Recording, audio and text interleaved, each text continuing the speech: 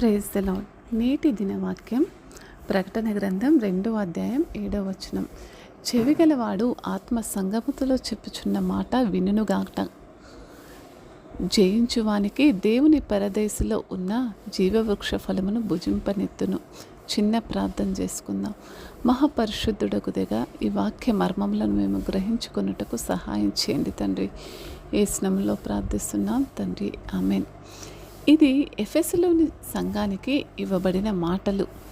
మరి వారు ఎంతో చక్కగా క్రీస్తులో నాటబడిన వారై ప్రశంసనీయమైన పనులు చేస్తూ మంచి సాక్ష్యం కలిగిన వ్యక్తులుగా ఉన్నప్పటికీ, మరియు తీవ్ర కష్ట సమయాలలో ఓర్పుతో కూడిన ఓర్పును ఉన్నప్పటికీ, ఈ ఎఫెసు క్రైస్తవులకు ఒక బలమైన మేలుకొలుపు పిలుపు ఇవ్వబడుతూ వారు ఏ ఎత్తు నుండి పడిపోయారో వారు గుర్తు చేసుకోవాలి అని ప్రభు మాట్లాడుతూ, వారు తమ రక్షకుని పట్ల తమ నిర్లక్ష్య వైఖరికి పశ్చాత్తాపపడాలని, మరియు వారు క్రీస్తులో వారి కొత్త జీవితం యొక్క ప్రారంభ రోజులను వివరించే అంకిత భావంతో కూడిన సేవకు తిరిగి రావాలని, వారి ప్రభు పట్ల లోతైన ప్రేమ రోజులకు తిరిగి రావాలని చెవి ఉన్నవాడు ఆత్మ సంగతులతో చెబుతున్న మాట వినుగాక అని ప్రభు మాట్లాడుతూ ఉన్నాడు. కొద్ది సంవత్సరాల క్రితం కూడా పౌలు ఇదే సంఘానికి వారి దైవికమైన దేవుని కుటుంబంలోకి మరి వారి గురించి ఎంతో స్పష్టంగా మాట్లాడుతూ, రక్షణ కోసం క్రీస్తును విశ్వసించిన వారందరిపై సమృద్ధిగా కుమ్మరింపబడిన ఆధ్యాత్మిక ఆశీర్వాదాలలో ఆనందించమని వారికి పత్రికలు రాస్తూ, సరైన సిద్ధాంతాన్ని కొనసాగించాలని మరియు తప్పుడు బోధలకు బహిర్గతం చేయాలని వారి కోరికలను పౌలు కూడా అంగీకరిస్తూ, కొద్దిసేపటి తర్వాత వారిలో ప్రేమ లేకపోవడాన్ని మరి గద్దిస్తూ రాస్తున్న పత్రికల ఇది మనం చూస్తున్నాం. మనం ఎంత దయగల దేవుణ్ణి కలిగి ఉన్నామో జ్ఞాపకం చేసుకోవాలి. ఆయన రక్షణ వస్త్రమును ధరించిన మనమందరం కూడా మన అంకిత భావంతో కూడిన సేవలో విఫలం కాకూడదనే దేవుని యొక్క హెచ్చరిక. క్రైస్తవ సేవపై మనం పరిగెడుతున్న రోజుల్లో మరి పరిగెత్తుతున్న ప్రతి ఒక్కరం కూడా ఆయన మన వైఫల్యం గురించి హెచ్చరించడానికి దేవుని స్వరాన్ని వినమని ప్రోత్సహిస్తున్నాడు.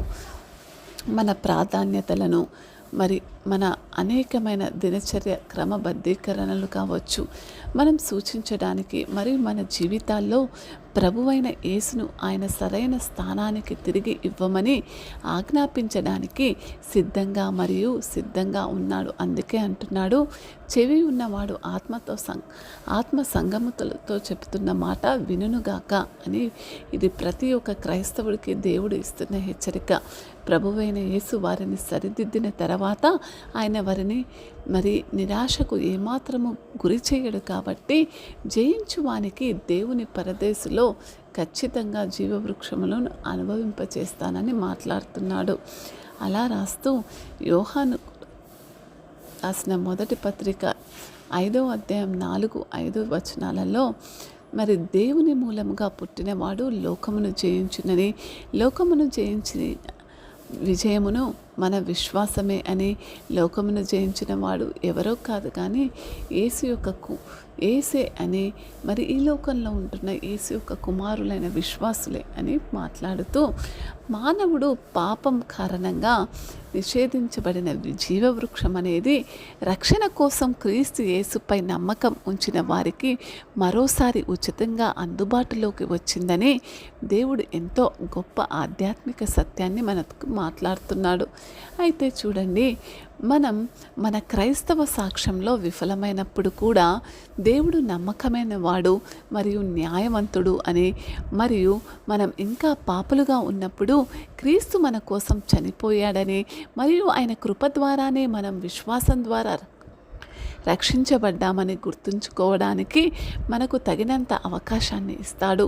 మన స్వంత జీవితాలలో ఏదైనా ఆధ్యాత్మిక లోపంలో ఉన్నట్టయితే దేవుడు మరి మనల్ని పశ్చాత్తాపడమని, పరలోకమందున్న మన తండ్రితో మధురమైన సహవాసాన్ని ఉండాలని హెచ్చరిస్తున్నాడు.